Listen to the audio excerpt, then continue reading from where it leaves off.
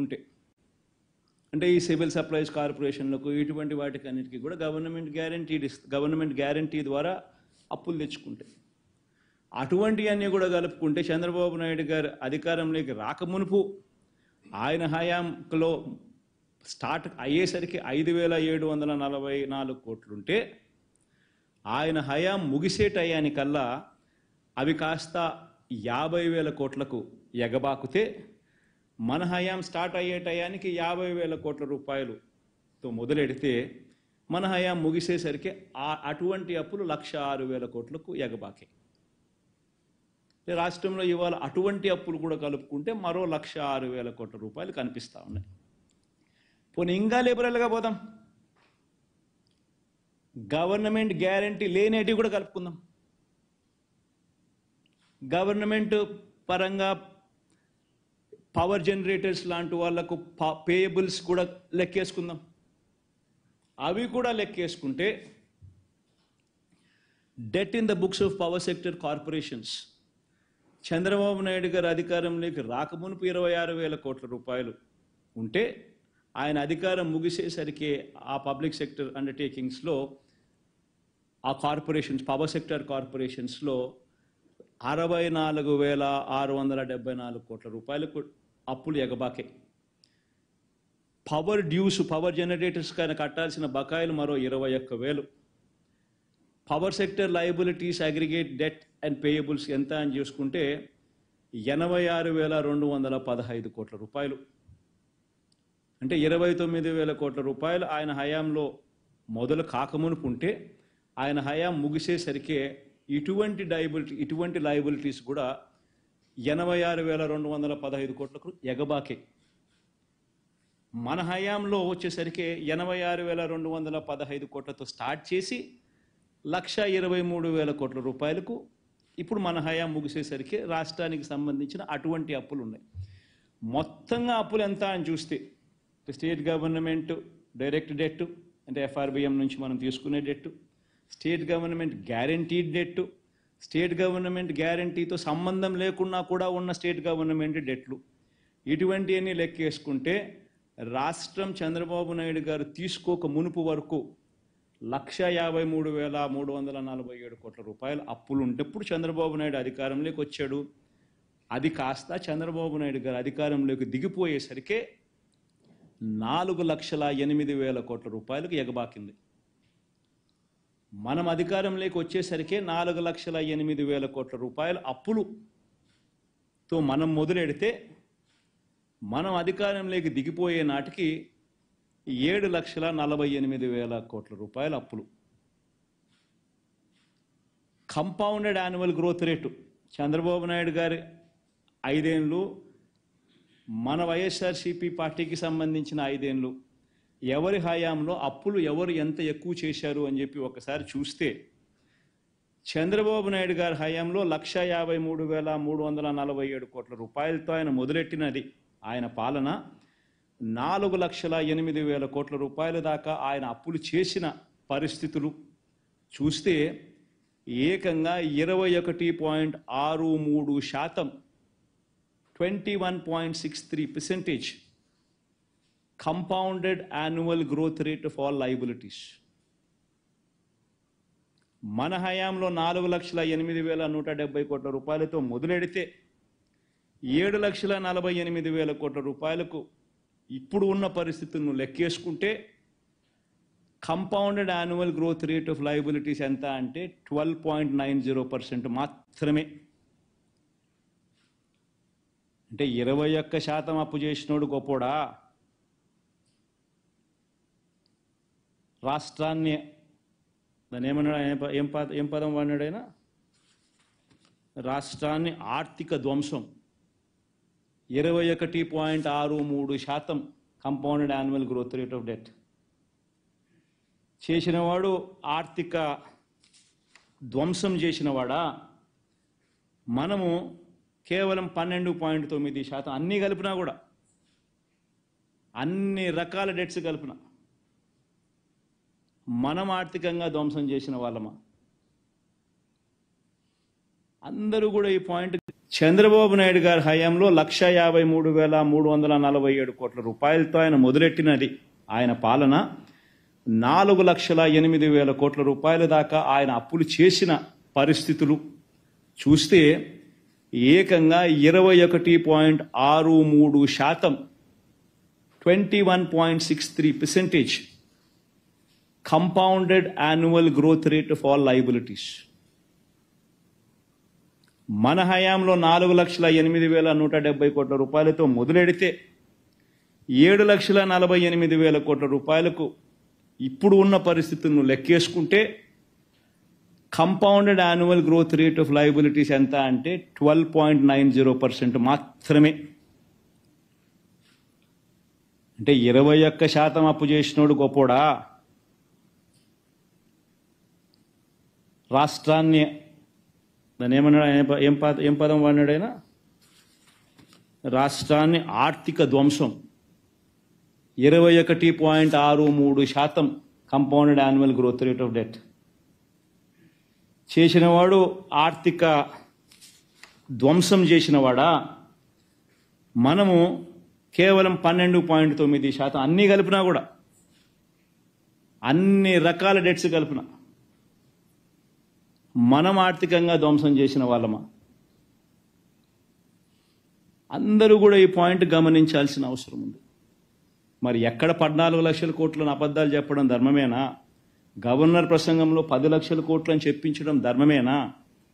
ఉన్నవి అన్ని రకాల అప్పులు కూడా లెక్కేసుకున్నా కూడా, including payables to power generators, అటువంటివి కూడా కలుపుకున్నా కూడా కేవలం 7,48,000 మాత్రమే ఉండడం వాస్తవమైతే ఈ మాదిరిగా తప్పుడు లెక్కలు చెప్పడం ధర్మమేనా?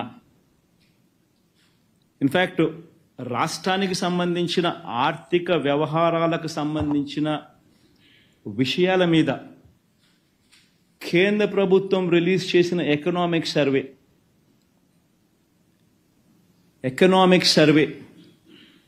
ఆంధ్ర రాష్ట్రానికి సంబంధించిన పారాగ్రాఫ్ ఒకసారి చూస్తే ఆంధ్ర రాష్ట్రాన్ని పొగుడుతూ వాళ్ళు రాసిన మాటలు చూడండి ఒకసారి. State governments continue to improve their finances in financial year 24. Preliminary unaudited estimates of finances for a set of 23 states published by CAG suggests that the gross fiscal deficit of these 23 states was 8.6%, lower than the budgeted figure of 9.1 lakh crores. This implies that fiscal deficit as a percentage of GDP for these states came in at 2.8% as against the budgeted of 3.1%. The quality of spending by state governments improved, with state governments focusing on capex as well. The 23 major states are Andhra Pradesh, Arunachal Pradesh అని ఇట్లాంటివన్నీ రాసినారు. మనము కేటాయింపులు, మనం బడ్జెట్లు మన ద్వారా మనకు ఇచ్చే అవకాశం, FRBM ద్వారా మనకు అవకాశం ఉండి మనల్ని బారో చేసుకునే అవకాశం మనకి ఇచ్చిన దాన్ని కూడా ఇంకా తక్కువ తీసుకున్నాం, ఇచ్చిన దానికన్నా కూడా. డైరెక్ట్ బెనిఫిట్ ట్రాన్స్ఫర్ లాంటి గొప్ప కార్యక్రమాలు మనం చేసినాం కాబట్టి మన రాష్ట్రాలు ఏదైతే మన రాష్ట్రం ఏదైతే ఉందో దాన్ని పొగుడుతూ కూడా రాసినారు. క్వాలిటీ గురించి కూడా, quality of spending by state governments improved అని కూడా కితాబ్ ఇచ్చినారు. ఒకసారి రాష్ట్రానికి సంబంధించిన మార్చ్ 2024 దాకా ఇది this is data from RBI, అంతే కదా కృష్ణ?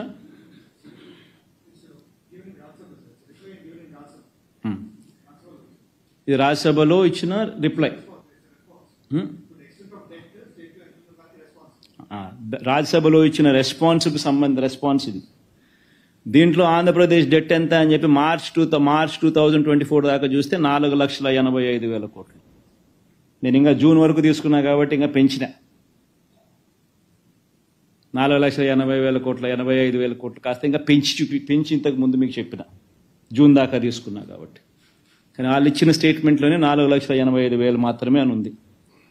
మరి ఎక్కడి నుంచి వస్తూ ఉండే ఈ నెంబర్లు? 10 లక్షల కోట్లను ఒకరితో చెప్పిస్తారు, ఒకరితో చెప్పిస్తారు, 14 లక్షల కోట్లని ఆయన అంటాడు, ఇంకొకరితో రాయిస్తారు.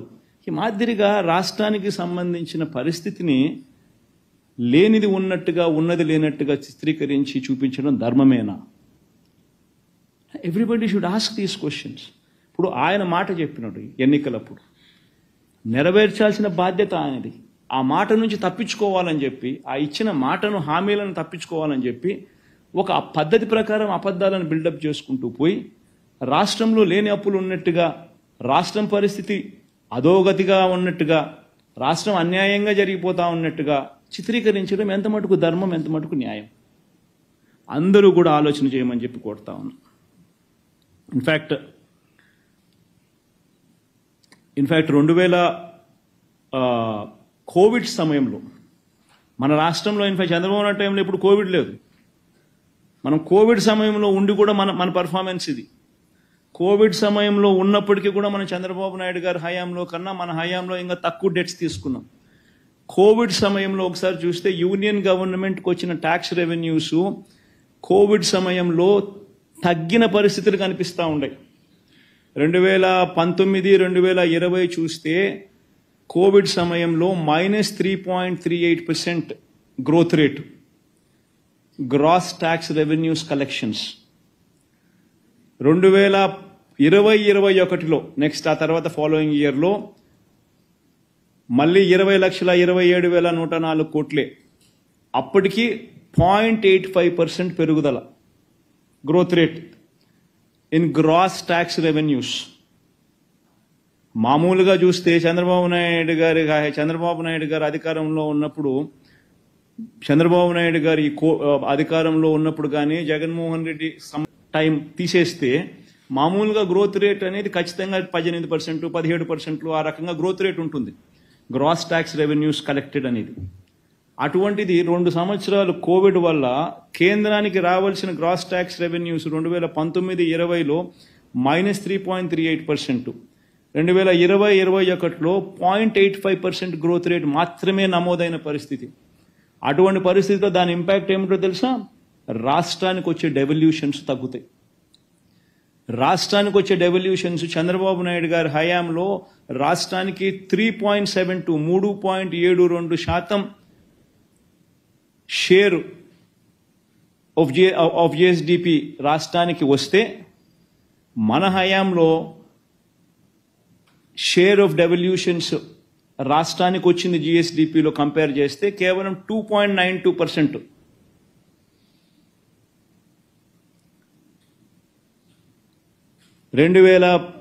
ఇది జిఎస్డిపినా జీడిపినా? జిఎస్డిపినా? జిఎస్డిపిలో చంద్రబాబు నాయుడు గారి హయాంలో రాష్ట్రానికి వచ్చిన డెవల్యూషన్స్ 3.72% వస్తే, మనకు కోవిడ్ రావడం వల్ల నష్టం జరిగి రాష్ట్రానికి రావాల్సిన డెవల్యూషన్స్ కూడా అంతకు ముందు 5 సంవత్సరాలు చంద్రబాబు నాయుడు గారి హయాంతో పోలిస్తే రాష్ట్రానికి వచ్చిన డెవల్యూషన్స్ కూడా జిఎస్డిపిలో 2.92% మాత్రమే వచ్చిన పరిస్థితులు తగ్గినాయి మన పర్సంటేజ్ చూస్తే. అటువంటి పరిస్థితుల్లో కేంద్రమే కాదు ప్రతి రాష్ట్రము కూడా అప్పులు ఎక్కువగా చేసుకునే వెసులుబాటు కేంద్ర ప్రభుత్వం అడుగులు ముందుకు వేసింది. కేంద్ర ప్రభుత్వం ఎక్కువ అప్పులు తీసుకుంది, రాష్ట్రాలకు ఎక్కువ అప్పులు తీసుకునే అవకాశం కూడా కల్పించింది. అయినప్పటికీ కూడా మన హయాంలో చంద్రబాబు నాయుడు గారు చేసిన అప్పులు కన్నా మన హయాంలో అప్పులు మనం తక్కువ చేసినాం. చంద్రబాబు నాయుడు గారి హయాంలో compounded annual growth rate of liabilities 21.63% అయితే, మన హయాంలో compounded annual growth rate of liabilities all kinds of liabilities put together 12.90% మాత్రమే. ఆయన హయాంలో ఎఫ్ఆర్బిఎం డెట్కి సంబంధించిన అంశం వరకే చూసుకున్నా కూడా 18.15% కంపౌండెడ్ యాన్యువల్ గ్రోత్ రేట్. మన హయాంలో 13.80% మాత్రమే కనిపిస్తుంది. అంటే ప్రతి అంశంలోనూ కూడా అప్పుల పరంగా కోవిడ్ లాంటి విపత్కర పరిస్థితుల్లో కూడా వైఎస్ఆర్సీపీ హయాంలో అప్పులు తక్కువ జరిగాయి. Compounded annual growth rate of debt when compared to Chandrababu's రెజీమ్లో ఆయన 5 సంవత్సరాలతో కంపేర్ చేస్తే. ఇది వాస్తవాలు. మిమ్మల్ని అందరినీ కూడా కోరేది ఒకటి, ఈ స్లైడ్ చూపించండి. ఈ గవర్నర్ గారికి కూడా నేను ఈ సందర్భంగా లెటర్ రాస్తున్నాను. అయ్యా గవర్నర్ గారు, మిమ్మల్ని కూడా చంద్రబాబు నాయుడు గారు మోసం చేసి మీతో కూడా అబద్ధాలు చెప్పించడం ధర్మమేనా?